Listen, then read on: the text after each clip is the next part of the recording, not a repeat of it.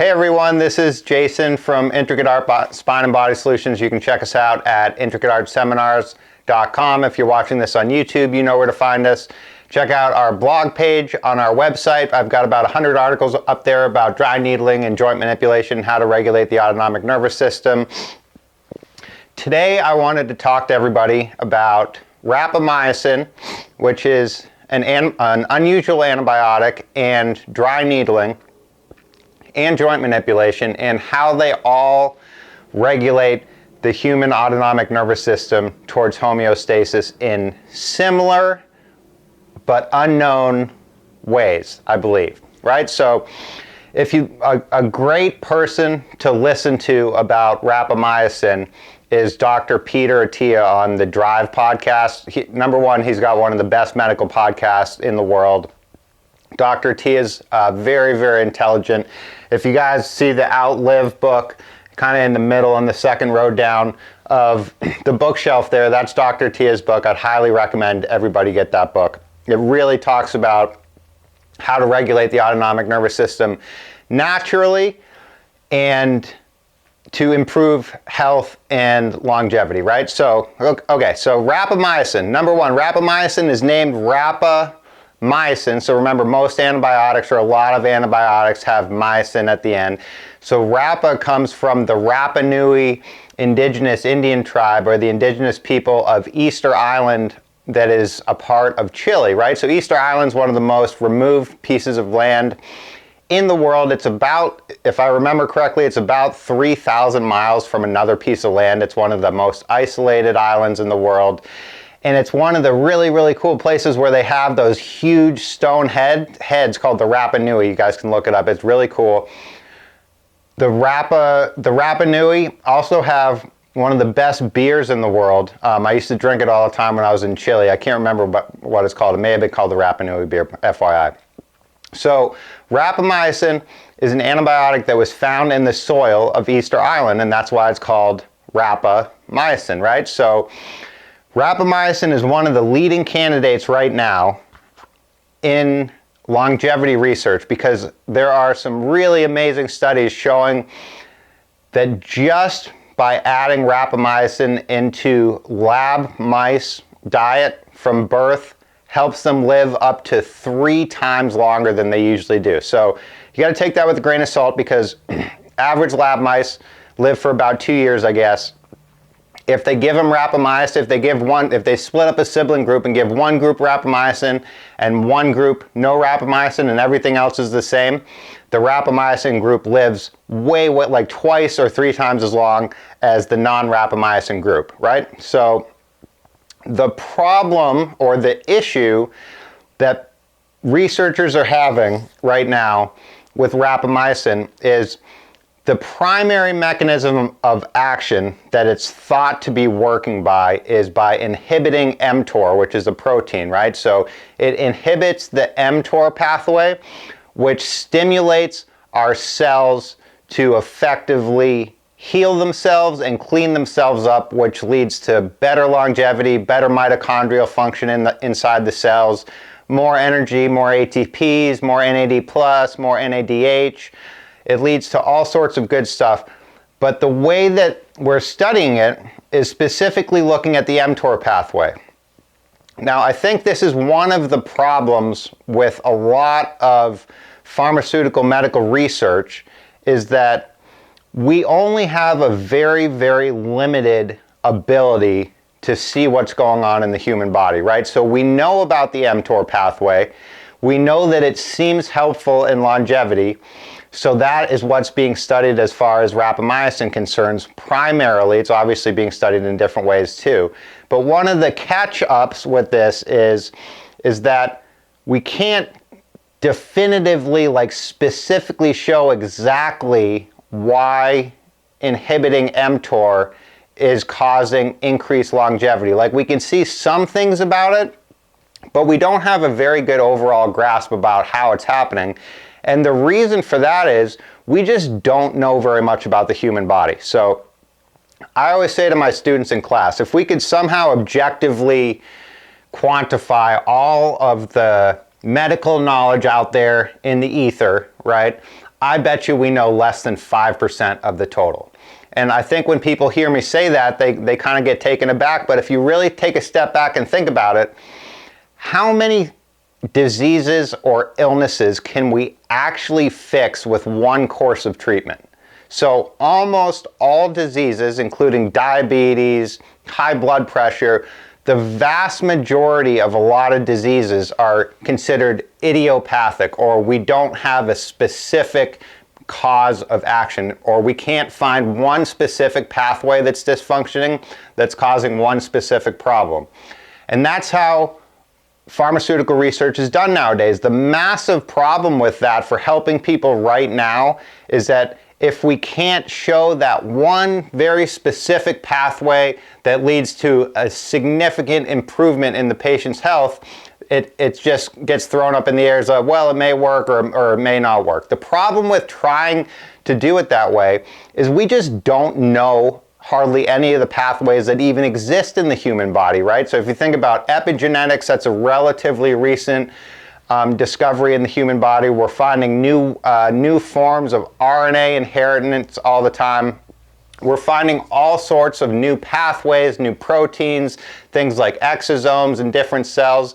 As our technology gets better, we're able to see a lot more. So we know for a fact that, or at least we think we know, or the scientists think they know, that the quantum level, or quantum mechanics, is the most base level of energy, which I'm not super sure is true or not, but it's the smallest level that we can see at right now, at least, right? So we basically have no way to study quantum mechanics in living objects, because it needs to be pretty damn cold to study quantum chemistry and quantum biology and quantum physics, like near absolute zero, or 0 degrees Kelvin, which is minus 273.15 degrees Celsius, right?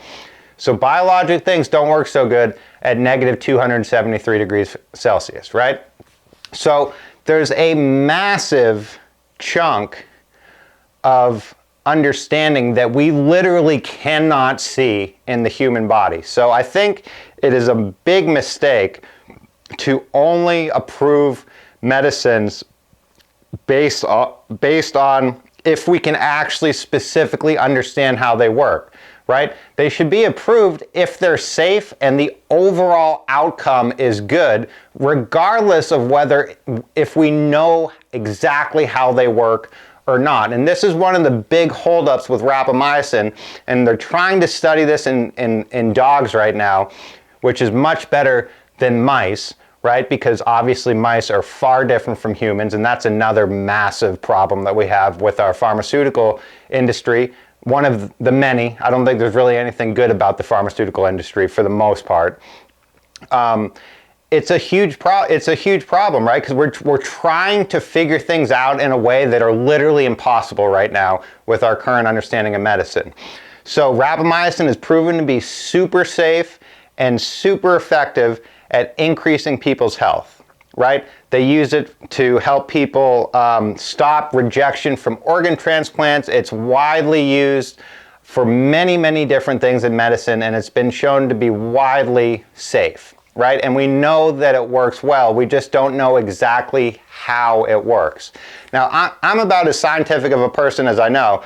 I love to know the specific mechanisms, the neurophysiologic pathways, all that stuff, but I'm looking at helping people right now, not in 300 years, although that is good too, right? So as a physical therapist, I want to know how the pathways work and all that stuff, but if we don't know or we can't figure it out, I don't care how it works as long as it works and it's safe, which it seems rapamycin is, right? So I think the issue with looking at specific pathways of action for rapamycin is causing difficulty because that's not how the human body works. Just because rapamycin inhibits the mTOR pathway, which dry needling and acupuncture does too, you guys. So dry needling inhibits mTOR, rapamycin inhibits mTOR. They both are safe and effective at improving overall health because they're both working on the base level of the autonomic nervous system. So our body and our brain know how to heal themselves.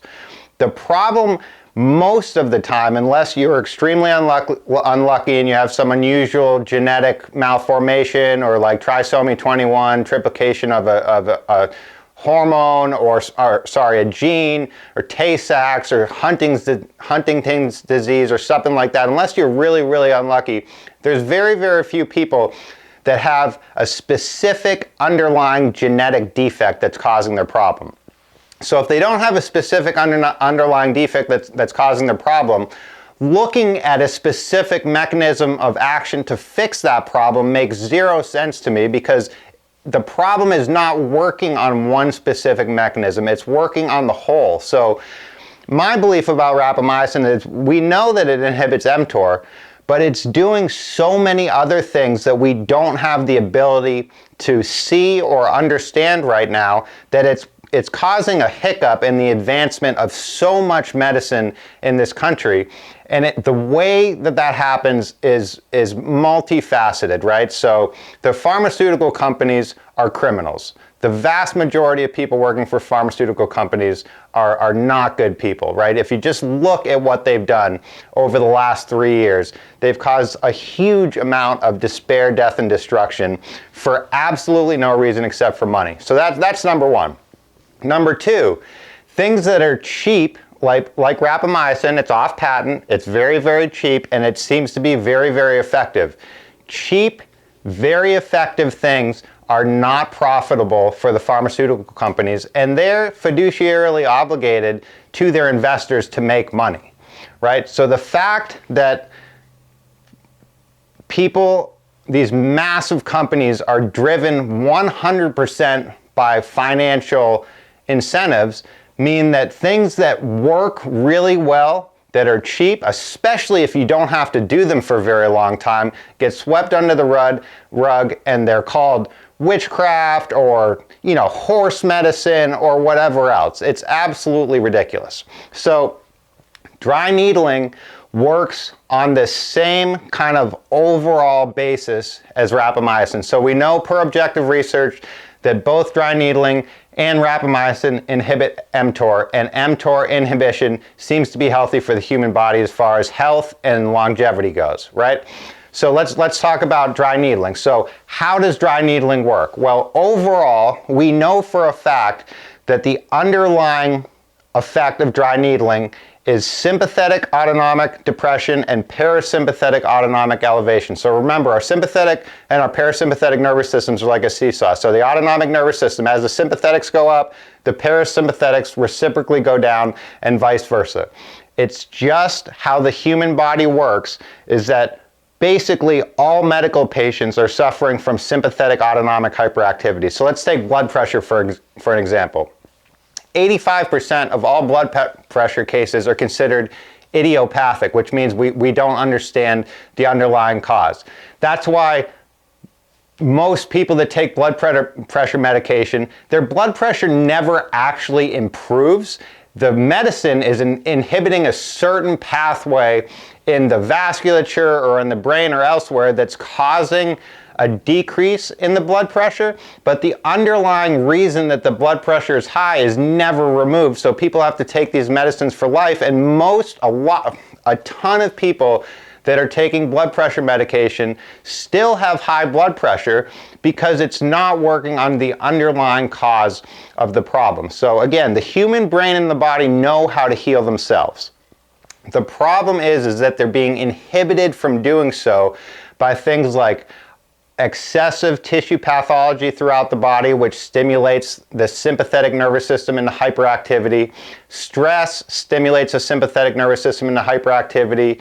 Poor diet, poor sleep, lack of exercise, all of these things stimulate the sympathetic nervous system to go up and the parasympathetic nervous system to go down. When that happens, all of our organ and brain communication gets disrupted because the primary nerve of the parasympathetic autonomic nervous system is the vagus nerve, right? It's a new study has estimated that about 75% of the vagus nerve fibers are parasympathetic, 80% of the vagus nerve fibers are parasympathetic, and 75% of all parasympathetic fibers in the human body are in the vagus nerve. So the vagus nerve, think about as our interoceptive awareness detector, where the vagus nerve is basically telling the brain what is going on with the organs, so then the brain can in turn send regulating the proper regulating signals to those organs so the organs will work properly, right? So if you look at dry needling research, the way that people get away with saying that dry needling may or may not work, which is total bullshit, right? Dry needling works on basically everybody if you know what you're doing, because removing tissue pathology normalizes the autonomic nervous system. It depresses sympathetic hyperactivity, elevates the parasympathetics, and brings the ANS towards homeostasis. If the ANS is in homeostasis and we don't have any triplication of genes or any serious underlying defect, why is everybody having all these problems in the United States? Diabetes, overweight, all this stuff. One of the primary underlying cause is all the junk in our food, all the stuff that we do to ourselves that elevates our sympathetics and it pushes our sympathetic autonomic nervous system over its threshold for self-regulation. And then we get into an energy crisis where so think about the nervous system as a tank of gas, right? We only have a finite amount of gas that we can fit in the nervous system.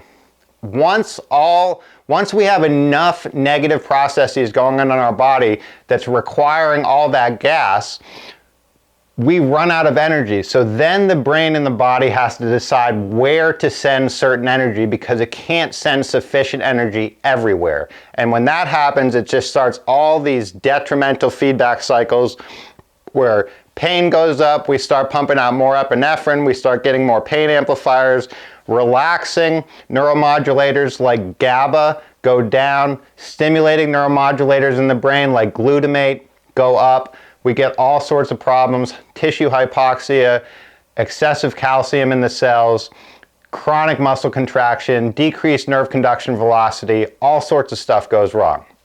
So dry needling is basically, the way I think about dry needling is the only direct stimulus of tissue that we have in the body. Everything else that we're doing, if you're doing, manual work or whatever else, if you're trying to treat the muscles like this, that's not a direct muscle treatment. You're mushing through the skin and through other muscles, right? The needle is a small enough, specific enough stimulus directly to tissue that it unlocks the part of the brain that's associated with that part of the body.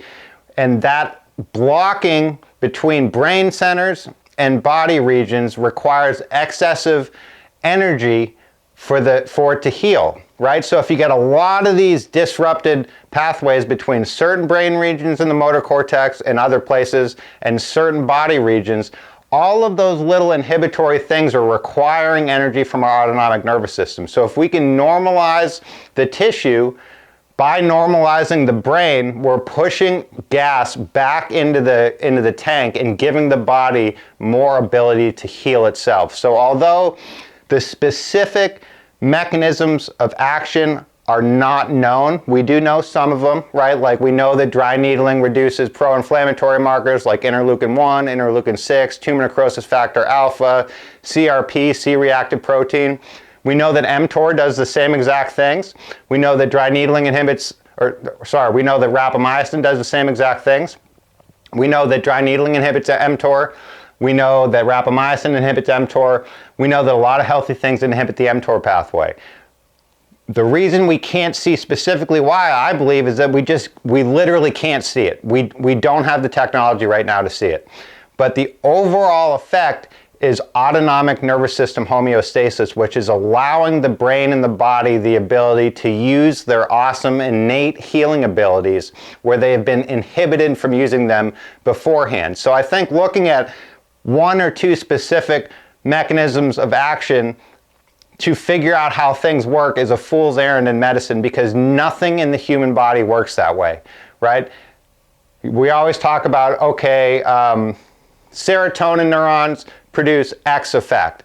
We may be able to see the overall effect, but we don't know a lot of the in-between. So there's been a recent study trying to say that serotonin doesn't affect mental health because there's no direct link between serotonin dysregulation and mental health problems in the very, very first step. But we know it affects mental health overall. The problem is we don't have the ability to see all of the steps in between. So I think it's scientifically negligent to say that things don't work just because we can't figure out how they work. We can figure out if stuff works by just doing it and seeing if it works. And it's very easy to figure out if it's safe because you just do it and you see if it's safe. If those two things are true, there's no reason that it shouldn't be used, right? So researchers will say that there's no good evidence for dry needling because it hasn't been studied enough and we're not 100% sure, we're not even close to that, we're not sure at all about specifically how it works, but we do know that it does things like reduce pro-inflammatory markers like I mentioned. It turns on anti-inflammatory pathways like the NRF2 pathway that works with the mitochondria inside the cells.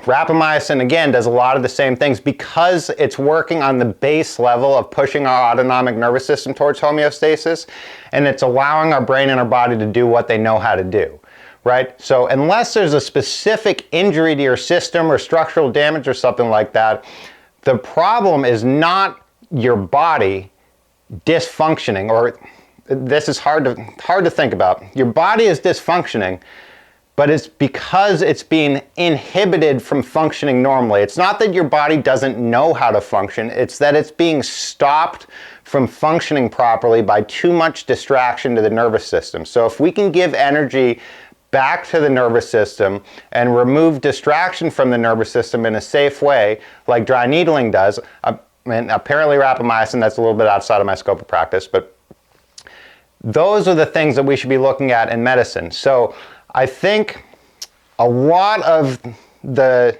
relatively newer people, and there's not a whole lot of them out there yet, but there's some really, really great people that are looking at medicine this way. Again, Dr. Peter T is one of them.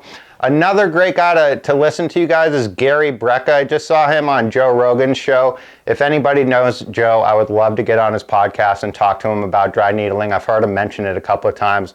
I know he's aware of it, but I'm sure that he hasn't heard anybody talk about it in this way, right? So Gary is a biologist and he talks a lot, he speaks about medicine very, very similar to me, right? So he's not treating patients, but he's looking at medicine the proper way. And this is why he's been able to make life-changing changes for people like Stephen A. Smith, I'm blanking on the guy's name right now, the operator of Dana White, the operator of the UFC.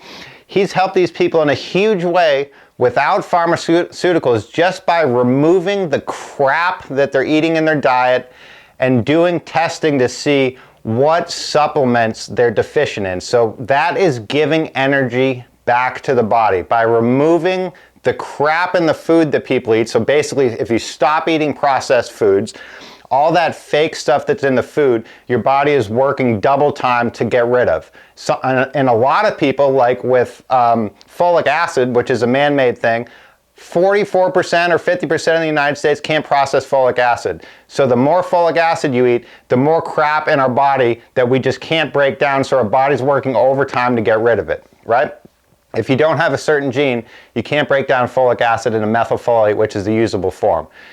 The higher our sympathetic nervous system is, the less ability our body has to methylate products to turn them into usable things. So everything that we eat needs to be broken down to be used, right? So if you just eat steak, the steak and the protein and all that stuff, it needs to be broken down. The fat needs to have lipase to break it down, right? You need all these enzymes to break things down and push them into a usable form.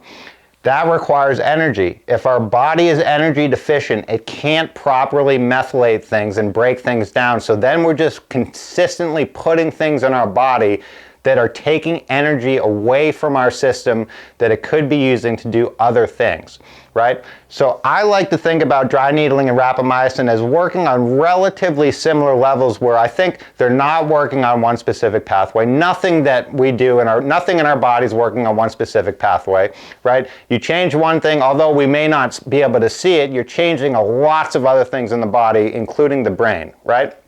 So dry needling is working in general by making the brain more homeostatic, removing energy deficiency, putting energy back into the nervous system, and allowing our brain and body the ability to self-regulate. It's not that they don't know how, it's that they're being stopped from doing so, right?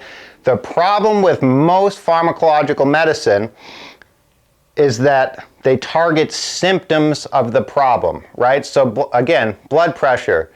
The reason that blood pressure is so poorly treated in the United States is because all blood pressure symptoms are targeting the symptom of high blood pressure.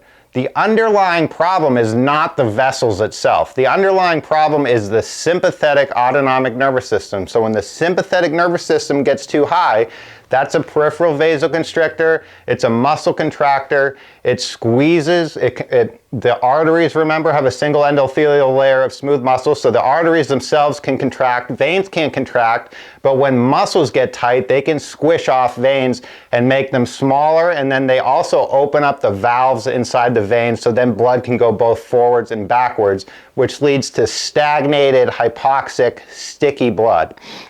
That is not good for anything, and it causes widespread problems. So I guess what I'm really trying to get across here is that we should really, in medicine, be looking at how do we restore energy to the human body in a natural form, rather than stuffing all these medications into people that literally have zero chance of ever solving the problem because they don't target the cause. And it's most of the time they don't work, or they work partially, and then they give you side effects that you have to take other medicines for. And again, this all works out great for the pharmaceutical companies as far as money goes.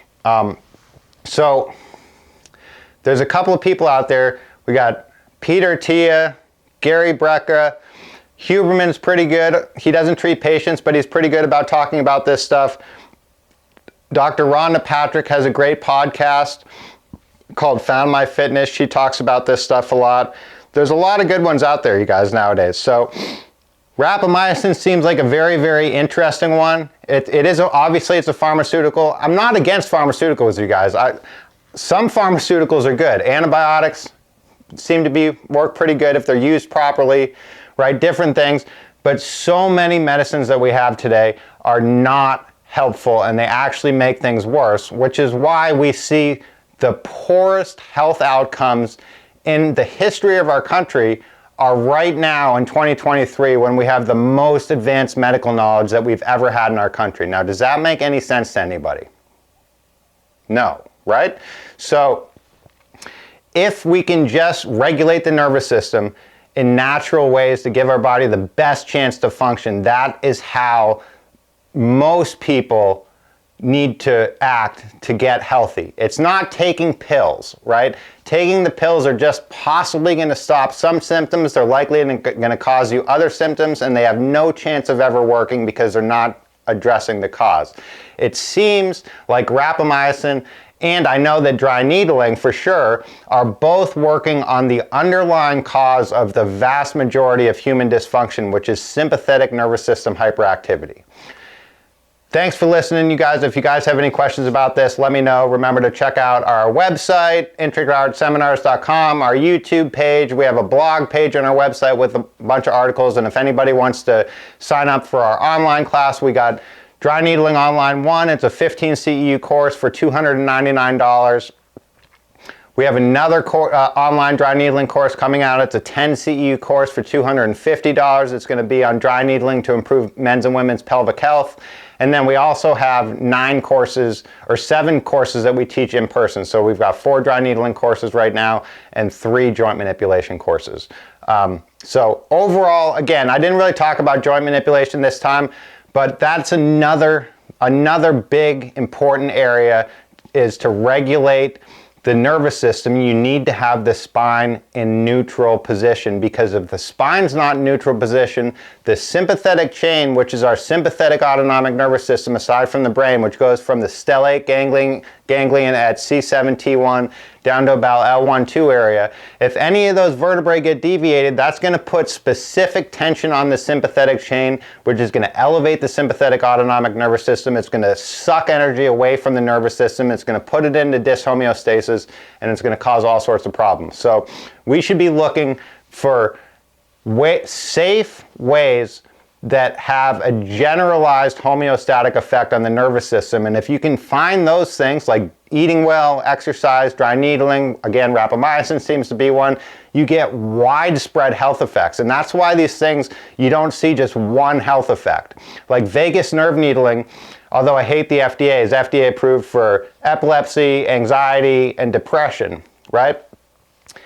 And it's being studied for chronic pain, all sorts of stuff. The reason that it works so widespread is because it's working on the base level of our nervous system. It's not working on one specific pathway. It's working on many specific pathways, and that seems to be a problem for modern day medicine, which is something that we should really try to fix.